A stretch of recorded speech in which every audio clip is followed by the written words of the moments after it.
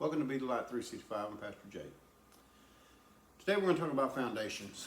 What we build our marriage on, our lives, and the foundation that we build it on.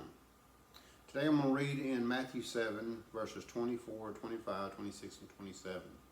Therefore, whoever so heareth these sayings of mine, and doeth them, will be likened unto a wise man, who built his house upon a rock.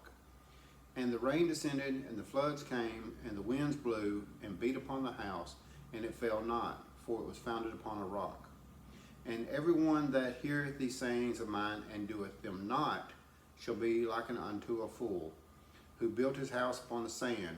And the rains descended, and the floods came, and the winds blew, and beat upon the house, and it fell. And a great fall it was.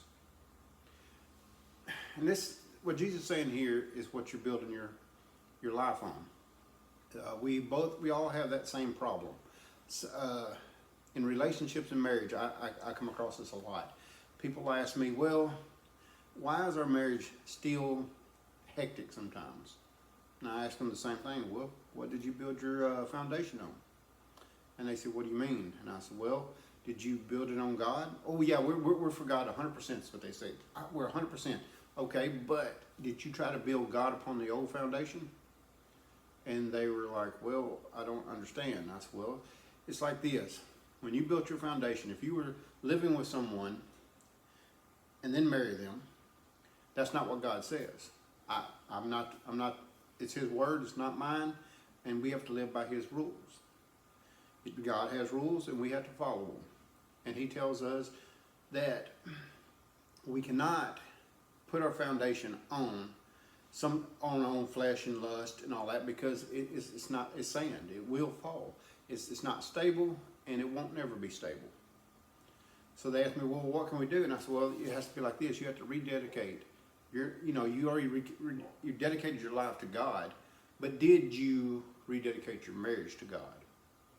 Well, yeah, we got married in a church, and I said, and we were going to church, and I said, well, there it is. You were living on a worldly foundation, and now you're trying to build it on God, and it's crumbling underneath you because you have not rededicated to it. You've not given it to God. You chose your personal and your ways over God. A lot of people don't like hearing that, but it's the truth, because God says you have to live by His rules and His ways.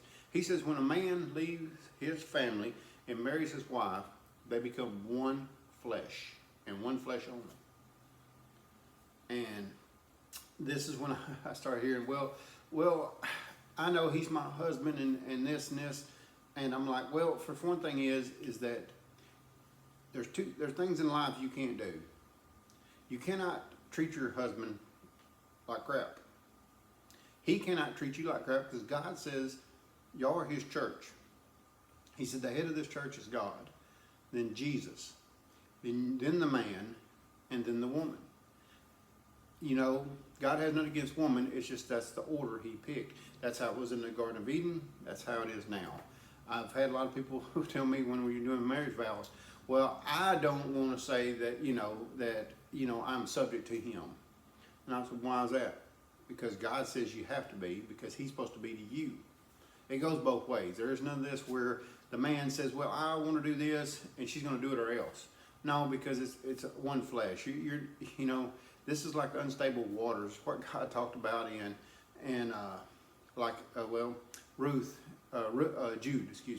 Jude. He said you're like a big cloud just carrying away with water, and the water's going back and forth, and clouds just moving everywhere. You're not stable. And a stable man is a unpredictable man, and a folly, as he calls it, a fool. Because you're supposed to be giving your life to God. God tells you to do what He says. You don't want to be in the thing where you choose yourself. Most people do in their relationship. They start living with the woman, they start living with the man, and then they decide, and they still go to church because they say that's normal now. Well, what's normal for the world is not normal for God. Remember that. We have to live by God's rules. So, in a foundation, what I tell people is that you have to tear that foundation down that you built. You built it on your lust and on your pride and on your way. That's not God's way. You have to build it back on God's way. So I say rededicate your marriage, rededicate your life to God 100%. Then your marriage will will there be bad times, good times? Yes. But guess what God says? Through them all that, He's with you. You know, God takes care of His children. So when you're building your foundation, remember what you're building on. If you're building on you, it's going to fall every time. I tell everybody, you know, the worst enemy I ever have sometimes is myself, because I want to do stuff myself and not let God take care of it. When I get angry, I want to be the judge, jury, and executioner of everything. But that's not correct, because God is our protector and He fights for us. So we have to give that, just like with the woman. The woman has to give it to the man so he can give it to God and God can take it on. You can't fight each other. Fighting each other is not what God intended. Will you fight? Yes, because you're going to always have problems. Kids are always going to be in problems. People are always going to be in problems because people are people. The world is still going on. The world is still spinning. We still have to go through every life's decisions until Jesus comes. Or we leave this world, either one. But in the end, we have to follow God's rules.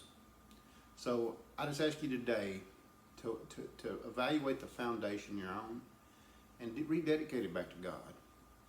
God's there to help everything. He is love. When I give it to God, that was the hardest words in my life I had to face to myself, is let thy will be done, because I didn't want to give control to God, because I always want to be in control. Same thing with our life and you know, just our families. We want to be in control so much that we'll do stupid things and foolish things and hurt ourselves. Well, I hope you like this message. I hope you click and subscribe. I hope you have a blessed week.